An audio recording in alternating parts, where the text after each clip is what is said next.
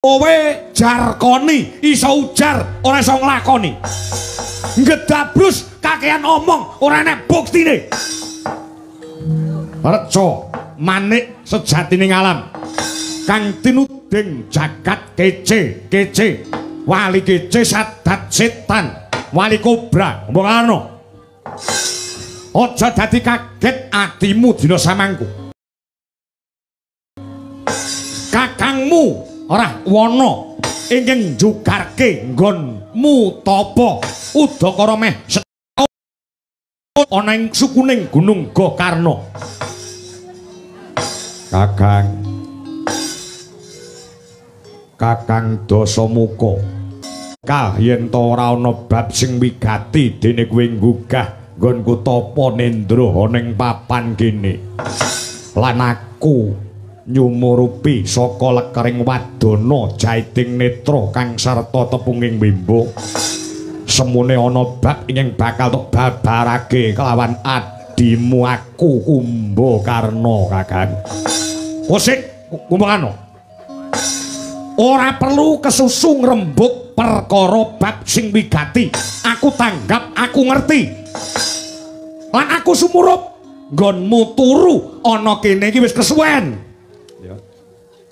Nggonmu turu ana kene tak itung meh setahun. Mongko adat lupiya. Biasane wong ki nek turune kesuwen nglilir. Wis siji hawane ngelak pengen ngombe, loro pengen mangan, sing angka telu pengen ngerokok. Mula kowe njaluk apa tak sembadani? Kowe pengen ngombe apa? Kopi? Ginastel, legi panas tur kentel. Nek diombe neng mripat iso mak piar.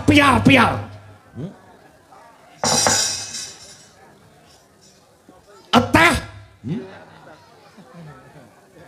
Yen perlu kowe ngombe kepengin tak gawekne soda gembira.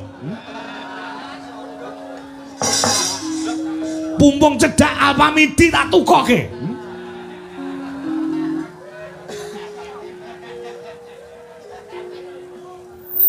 Nek pancen kowe wis duweni tembung pengen ngombe, tak sembadani kowe arep pengen mangan apa? Kowe arep pengen mangan apa Kumbakarna? Kowe kandha kelawan pun Kakang, kowe pengen mangan daging kebo, mengko sing belehke aku. Pengen mangan daging sapi, mengko sing belehne aku. Pengen daging kambing to wedhus, mengko tak belehne dhewe. Yen perlu iwak pitik gede-gedene kowe request iwak kirik. Tak wujuti. Kowe pengen mangan lan ngombe apa? Sakwise mangan lan ngombe iso tak sembadani. Rokokmu apa tak tukoke?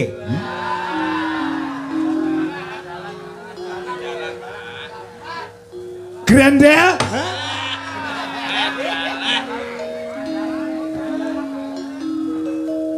Mengko tak sembadani. Waton kowe ora njaluk tumuruning lintang kang sarta rembulan. Kakang ngerah Wanaraja. Piye? Kowe karo aku kuwi sedulur. Bener. Padha-padha putrane Kanjeng Rama Begawan Wisrawa kelawan Kanjeng Ibu Sukesi. Pancen bener. Kowe karo aku dulur kandung. Mula aku wis watak watu wong sembodo disembadani. Saben-saben kowe arep nguja karo aku, kowe mesti mawa pamrih utawa mawa karep. Mula sadurunge cetha kowe nggugah aku enek keperluan apa, ana wigati apa, aku moh nampa pawewehe Kakang Dasamuka. Sebabe mergo aku moh keputangan budi upamane kanggo aku njaluk panganan lan omben wis tak pangan wis tak ombe. Mekasane Kakang Dasamuka duwe karep sing cengkah sing ora cocok lawan batinku, aku mok peksa-peksa kudu manut karo kowe. Wekasane nek aku ora manut karo kowe wis mesti ngundat-ngundat apa sing wis mok wenehne aku mesti tok jaluk meneh. Aku ki apal lawan watak wantu solah selagamu. Nggonku kono biyen ki nate ana calon dewan ngono nyumbang masjid. Nyumbang Terop nyumbang panggung ning bareng ora dadi le dadi dewan terop panggunge dijaluk eneh ngono ki ana. Mula sadurunge kowe genah duweni sedya apa? Aku moh nampa pawewe Kakang Rahwana, aku moh keputangan budi karo kowe Kakang. Bramara reh mangusumyung ambrengeng kadi darunaning kaswasihaning marga mamalatkung risang konto wasat maca lengleng lalu manguladi saraya mangrangsang wayah Surya mangrangsang wayah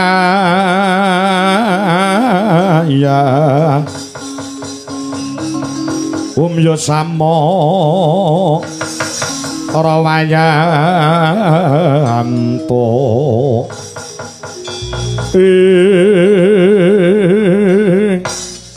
Bokarno apa Kakang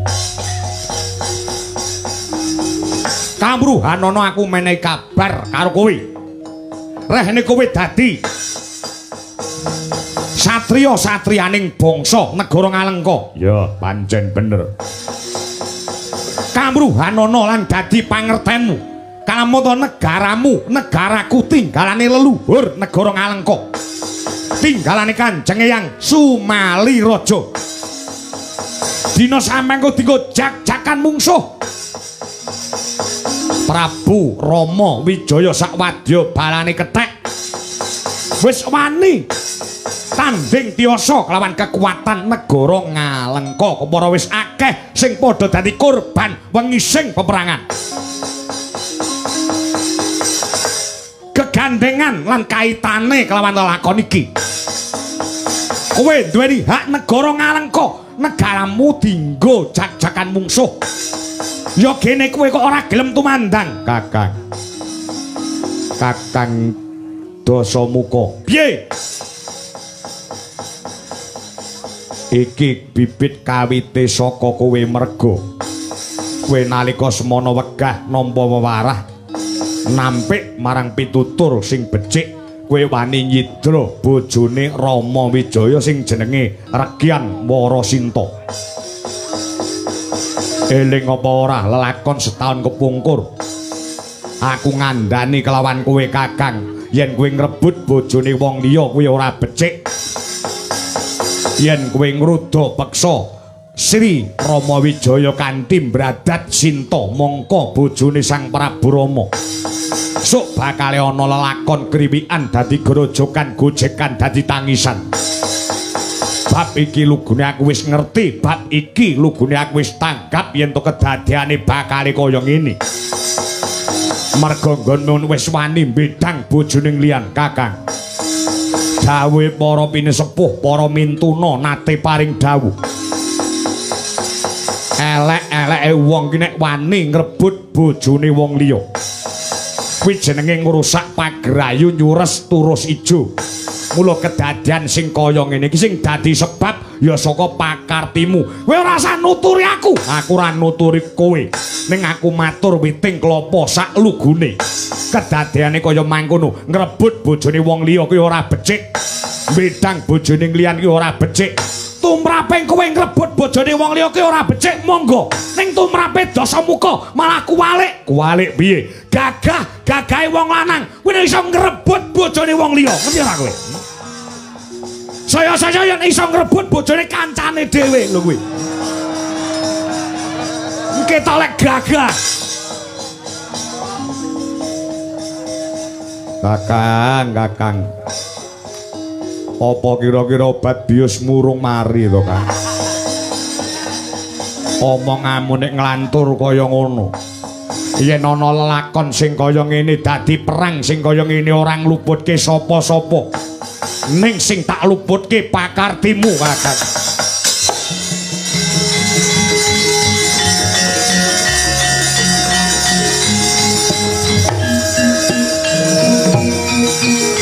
Oh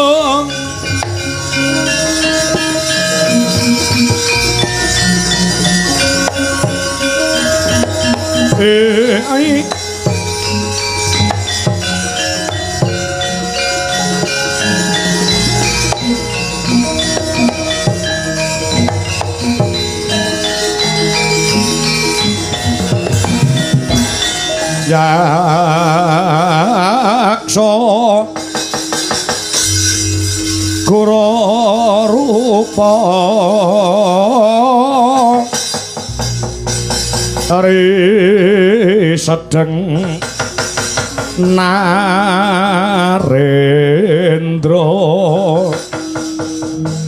yakso alalaku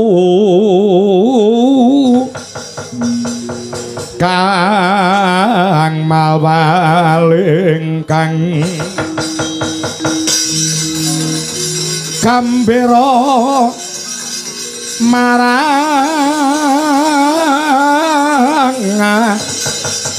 hangise siung metu Prabawa Guru mawalian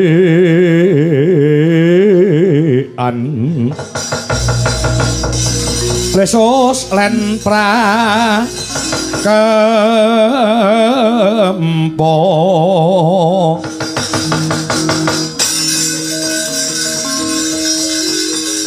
tetyo turap rasa mreh cara naning lawan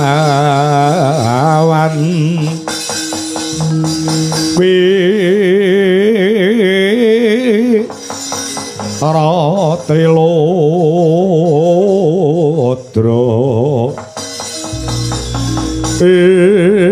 negaramu tinggo jak-jakan mungsuh kowe ora gelem tumandang aku moh tumandang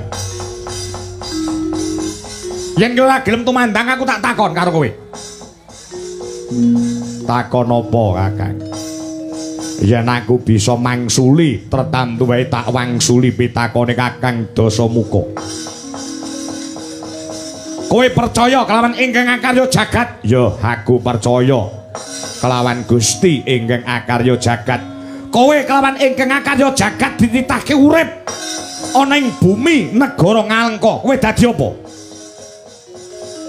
aku jinejer dadi satriya satriyaning bangsa dadi satriyaning negara ya pancen kaya mangkono yen pancen kowe ngucap kowe kandha kanthi cetha nreweteh tembungmu kowe dadi satriya satriya kuwi duwe dharma apa ora ya satriya kuwi duwe dharma dharma ki tegese apa dharma tegese kewajiban kewajibaning satriya dharmane satriya ki cacahe ana pira dharmane satriya utawa kewajibaning satriya mono cacahe ana 5 cacahe ana 5 ya sing angka 1 ing angka 1 satriya duweni wajib utawa duweni dharma rumeksa rahayune bumi kelahiran kuwi sing angka 1 ya sing angka 2 sing angka 2 satriya duweni kewajiban utawa dharma ngayomi pandhita kiai alim ulama ingkang nembe ngibadah marang purbaning Gusti ingkang Maha Murah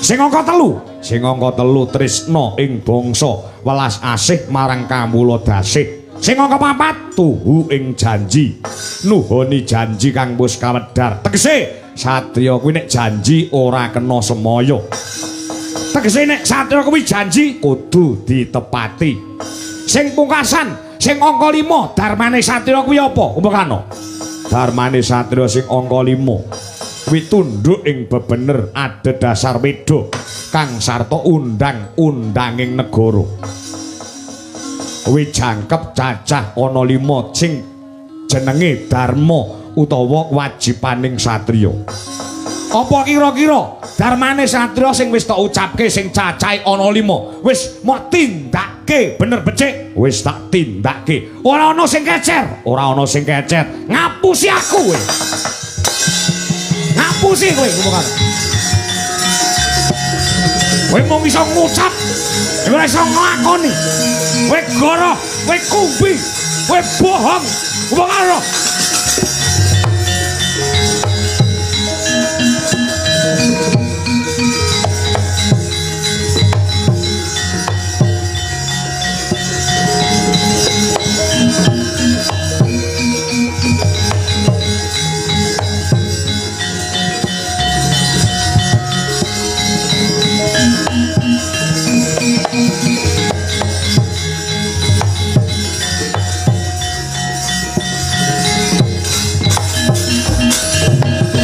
tangmu padha warah dena becik besok mendemo baris kang prayitna ya saranta wong Darawati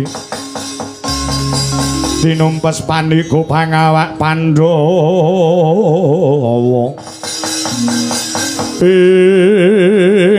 kowe jarkoni iso ujar ora iso nglakoni ngedabrus kakean omong ora enek buktine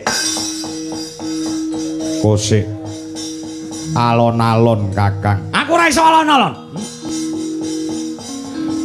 kowe nganggep aku kuwi ngapusi nganggep aku kuwi kumbi iki dasare apa jare darmane satriya sing cacahe ana 5 kabeh wis mau tindakne bener becik mergo kowe dadi satriya sejati tumrape negara Ngalengka nek pancen kowe ngucap aku tak takon apa darmane satriya sing angka 1 unine piye balenono darmane satriya sing angka 1 kuwi rumeksa rahayune bumi kelairan rumeksa rahayune bumi kelairan kuwi tegese piye mbelani bumi kelairane contone nek negarane ditekani mungsuh satriya ora usah diperintah tumandang ora usah diperintah jumangkah mbelani negara bumi kelairan contone para pahlawan kusuma bangsa ingkang duk nalika semana ana penjajah saka negara liya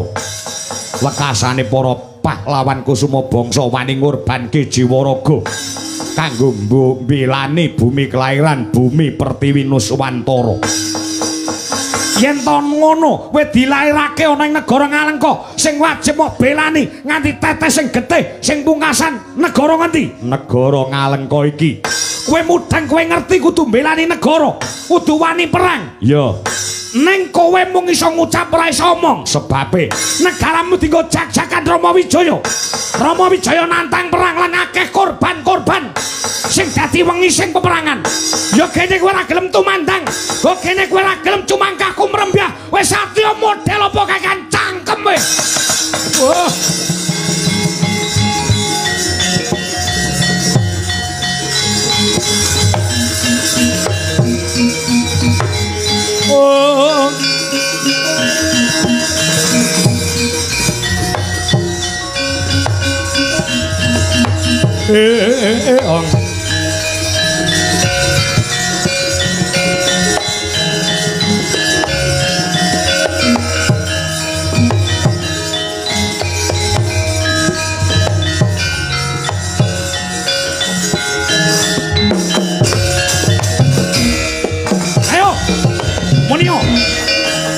duwe tarma belani bumi wutah darah belani bumi kelairan ya kene negara mendika jak-jakan Rama Wijaya ora gelem tumandang kawe wis satriya apa utu Munia lampemu saiki Kakang sabar Kakang sabar piye kowe kakean ngomong ora enek buktine ngedabrus Kakang aku mau tumandang kuwi ana dasare apa pancen bener satriya kaya dene Kumbakarna iki duweni kewajiban belani negara ngendi negara Ngalengka ya kene kowe ora gelem tumandang sik tak omong cangkemmu menengo sik aku tak omong luwih dhisik aku pancen duweni kewajiban belani negara Ngalengka ya kene kok aku ora gelem tumandang giniya kok ora gelem jumangkah maju ana ing paperangan mergo aku kuwi ngerti yen pancen negara kuwi negara sing bener negaraku mapan nggon bebener lan kautaman aku kudu wani mbelani nganti getih tetes pungkasan wani ngorbanke jiwa raga yen to pancen negaraku negara sing bener dijajah dening negara liya ning aku ngerti Kakang nek sumber keluputane iki negara Ngalengka negaraku sing kleru negaraku sing salah mongko aku satriya ki ngerti endi sing bener lan endi sing luput aku iso milah Kang Sato aku iso milih yen to negaraku bener aku rasa mok perintah aku tumandang gandeng negaraku sing salah aku ra sudi tumandang kok negaramu negaramu sing salah. Negara sing salah saka pakartine ratune utawa pimpinane sing jenenge Rahwana utawa Dasamuka kowe kuwi. Wani bedang bojone liyan bekasane dadi prahara sing kaya ngene. Nek negaraku bener aku wani mbelani yen perlu nyawaku tak udokke. Ning nek negaraku sing kleru aku ora sudi tumandang. Aku ngerti negaraku salah saka pakartimu, aku ora gelem tumandang saka tumindakmu sing wis nalisir saka bebener lan angger-angger wis rampung lek ngomong. Saiki cangkemmu genti muni. Ampun rasa miso. Ora sah miso. Kabeh kuwi kalah kawan bukti kang sato kasunyatan. Kakang. Wong sak jagat ki ngerti kamurkaning Kakang Dasamuka. Kowe ngradat bojone Rama Wijaya iki sing dadi tuk sumbering peperangan.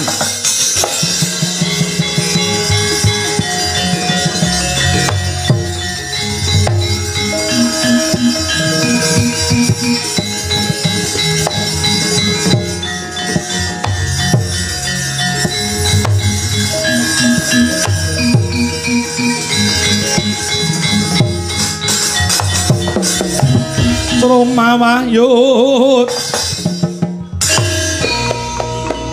Sangyak Sendra Kara rupa mangesas kabeh angin pangsempal keprapal silo kaplasan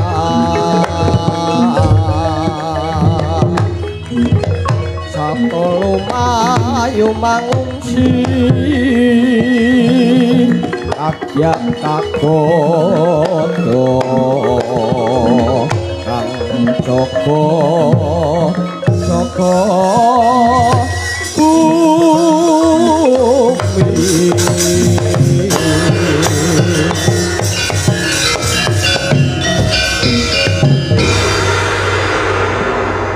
ngersake pinarak monggo kundur nderekke sugeng tindak aku arep turu neh. Kowe nundung aku raimu ora. Kowe nundung aku randene ngono. Percuma kowe ngripih aku ora ning gunane aku ora gelem tumandang. Kowe lunga. Lunga Kakang Dasamuka. Sik. Upama aku iso gawe legane atimu ngono, karepmu piye? Kowe manut aku. Manut piye? Dina samangko nek kowe gelem nggugu aku lan manut karo aku tetep bakal ngajeni karo kowe mergo kowe kakangku, kowe dulurku tuwa. Kowe mbarepe Kanjeng Rama Penemban Begawan Wisrawa wakile wong tuwa. Aku mau kon piye? Kowe manut karo aku tenan? Yo, janji. Aku nduweni penjaluk rong perkara. Kira-kira tok sembadani apa ora? Yo, tak sembadani. Kowe njaluk apa? Sepisan. Nek kowe pengen tak anggap kakangku selawase urip, aku njaluk ingkang angka sepisan. Kowe gelemo njaluk ngapura kelawan ratu sing jenenge Rama Wijaya. Kuwi sing angka 1. Sing angka 1 kowe gelem njaluk ngapura kelawan Prabu Rama Wijaya. Sing angka 2 apa? Sing angka 2 kanggo tandha yen kowe bener-bener tobat lan nglenggana ing reh dosa lan keluputanmu, Sinta balekno ning tangane Prabu Rama Wijaya. Nek kowe mok sembadani aku mundi-mundi karo kowe. Ning nek nganti ora tok sembadani aku ora sudi dadi adimu. Gelem apa ora? Penjalukane liyane kuwi ora enek. Ora enek ya mung kuwi tok. Enake ya mung kuwi. Gelem kuwi ra gelem ya kuwi. Nek kowe duweni penjaluk gen imbang, aku ya duweni penjaluk rong perkara. Kowe njaluk apa? Waton kowe gelem nangkani penjalukku, penjalukmu bakal tak sembadani. Yo. Dina samangko kowe ngongkon kelawan aku supaya aku njaluk ngapura ning Rama Wijaya, rak ngono. Yo, aku gelem njaluk ngapura ning Rama Wijaya, ning Rama Wijaya saiki tekakno kene ning ngarepku. Yo. Aku sagu. Sagu. Penjalukmu sing angka 1, aku supaya nekakne Rama Wijaya tekan kene. Aku kang minangka dadi seksi lan bukti yen kowe arep njaluk ngapura kelawan Prabu Rama Wijaya. Ya, wis sing angka 1.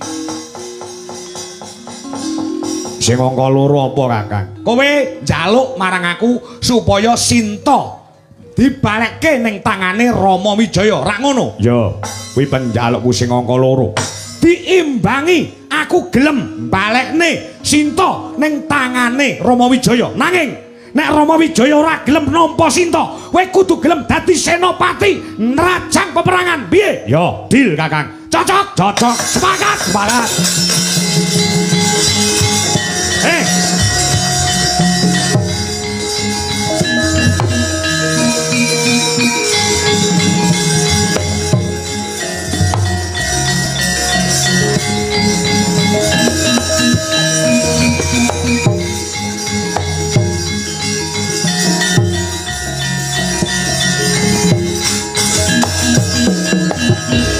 Janjimu karo janjiku disekseni jagat saisine kumpulano. Ya. Kowe njaluk ngapura kelawan Rama Wijaya. Aku gelem njaluk ngapura nyang Rama Wijaya. Ning saiki Rama Wijaya tekakno kene. Ya. Kowe gelem balekne Regyan Sinta ning tangane bojone ya kuwi Rama Wijaya. Aku gelem balekne Regyan Sinta ning tangane Rama Wijaya. Nek Rama Wijaya ora gelem nampa Sinta, kowe dadi senopatiku. Ya, sepakat, Kakang. Sepakat.